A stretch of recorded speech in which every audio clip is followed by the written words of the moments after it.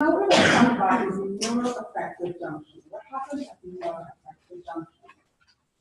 So this is the area where we have a synapse between a postganglionic neuron and a piece of affective tissue.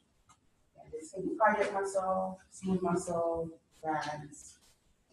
And what exactly happens there to excite that tissue or inhibit it in the case of beta 2? So what we know is that these synapses are a little different from your traditional neuron-to-neuron synapse, in that they don't have discrete axon terminals the way a neuron-to-neuron synapse does, but what they have are varicosities, okay? And let's just see what that looks like.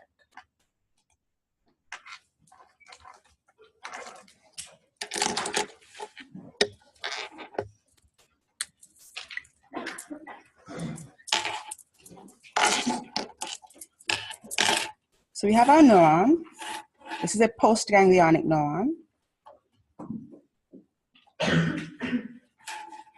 And again, they're not these discrete axon terminals where each axon meets with that tissue. Instead, we just have axon endings, right?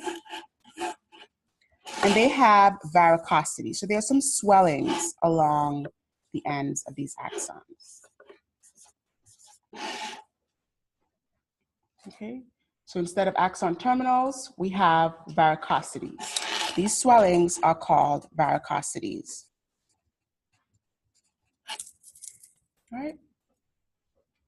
And again, this axon is going to innervate a piece of autonomic affective tissue, again, which can be smooth muscle, cardiac muscle, or glands, not skeletal muscle. This is the autonomic system.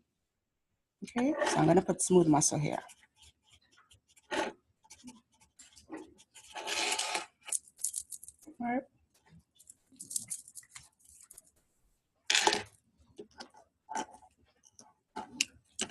Now, if you look a little bit closer at what actually happens, this is a varicosity. Let's say this is a varicosity, and this is your effector tissue. This is your effector tissue. So this is a swelling or a varicosity. This is your smooth muscle.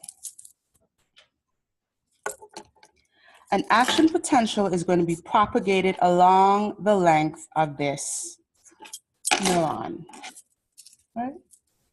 And when it gets to a varicosity, again, this is our varicosity here, but to see it in more detail,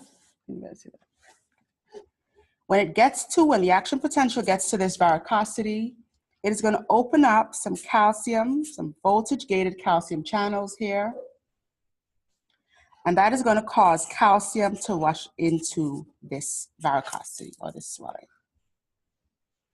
So calcium rushes in. Now inside this varicosity, there are some vesicles.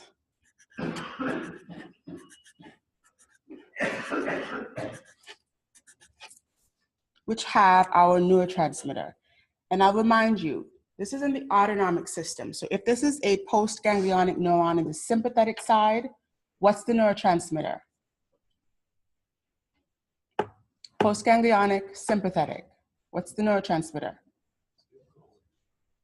Postganglionic, sympathetic.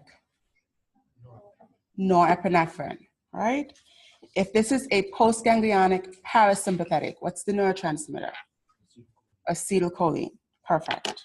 So this can be either acetylcholine or norepinephrine.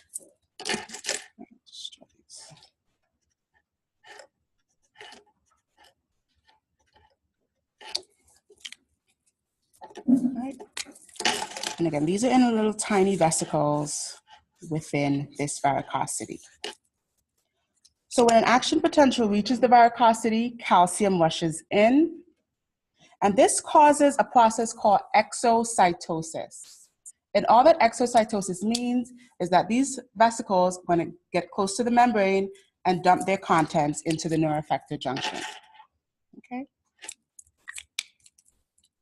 So they're going to dump these little vesicles out into the neuroeffector junction. Please excuse my drawing. not the best. All right. So these are these little neurotransmitters at the junction. Again, this can be norepinephrine or acetylcholine. Everyone with me so far? Yep.